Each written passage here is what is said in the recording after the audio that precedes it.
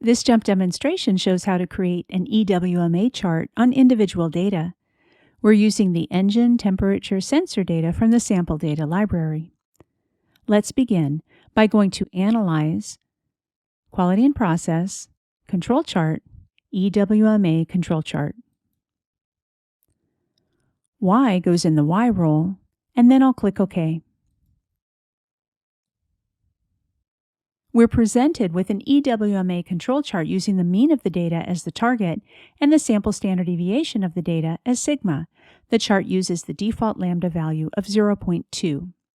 The EWMA statistic is displayed on the upper chart.